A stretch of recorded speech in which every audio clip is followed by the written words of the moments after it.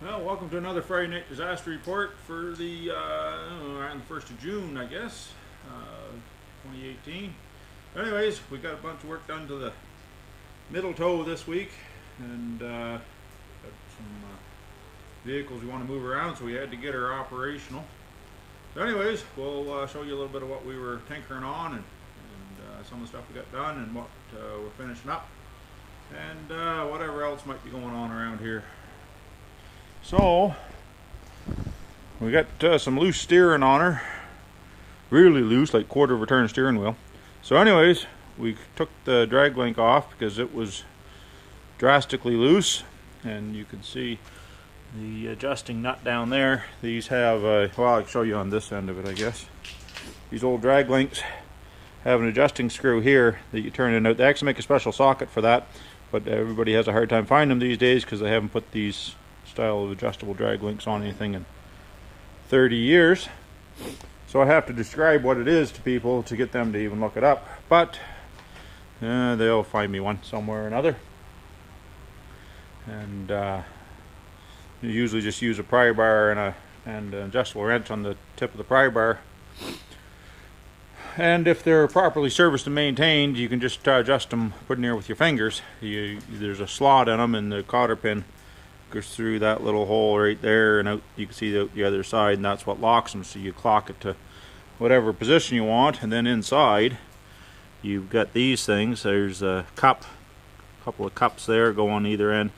Then that spring, the proper stack up would be that piece goes into that little spring there that's all full of crap, and then that socket goes on that side, and I think we're going to have to get some new ones. She's a little wore, but anyways, and because they will show you the ball socket that we took out of there. But anyways, I think we can get these from new old stock from International. And but anyways, those go on either side of the ball stud, and you can get replacement ball studs in these kits as replacements. And what somebody did is it's underneath the truck, but they took a steel bar and stuck down in there and bent it over and put a hose clamp on it to take up some of the slack instead of doing it right. Ironically, the right part was in the truck the whole time. And when I got the truck and cleaned it out, I found it in the glove box. I'll show it to you here. So you can see which one is old and which one is new, and that one's pretty beat up. She ain't round in any sense of the word, and doesn't do those cups any favors, although some of them did have cutouts on one side to let the ball articulate a little bit.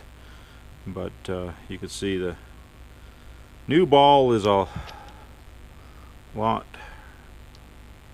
rounder, bigger around. So anyways, we're going to put the new ball in it and see what it adjusts up like. We can shim it some, and like I say, we'll probably get a new kit for it just because they're available and they aren't stupid expensive. So anyways, we went underneath and we actually tightened up the bolts on the exhaust manifold to exhaust pipe on both sides. They actually tightened up, believe it or not. And so now the exhaust is tight. We got two new mufflers for it, and we haven't got them on yet. We got to get the clamps for it. We got our fenders mounted, so they're all on there proper. We're going to have to adjust them a little bit. They aren't this side isn't too bad. The other side is a little bit wonky. And of course it's raining again, because that's what it always does when you want to do something outside. But anyways, and we got our got license plate on it. We got our tow lights hooked up. They're sitting on the back here, and cables run up to the batteries so we can lift cars up and move it around. And got a little fixing done there on the frame. And Murphy's got to keep a close eye on things here. She inspects it every morning for the pre-trip, I guess you'd have to call it. And these tires, what I think we're going to do when we can afford it is we're going to switch her over to 22.5s, and that's what these fenders are for, even though they're in bad shape. And we can always switch out new fenders. And I want to get the ones with a tail light fixtures in the back. And anyways, these tires will do the trick for moving stuff around here. But we'll re-rim it and retire it, and we got to get some kingpins for it and whatever. But the main thing is getting the quarter turn slop out of the steering. And anyways, so other than that, we got our kit in, so we're gonna rebuild that 48RE Dodge transmission there, hopefully the next day or two.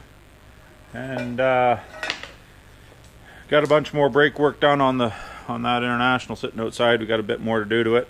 We got more wheel seals and stuff here for it, and finish up the overhaul on that. And anyways, that's about all that we're doing here today. So there goes the phone. So I guess that's it for now.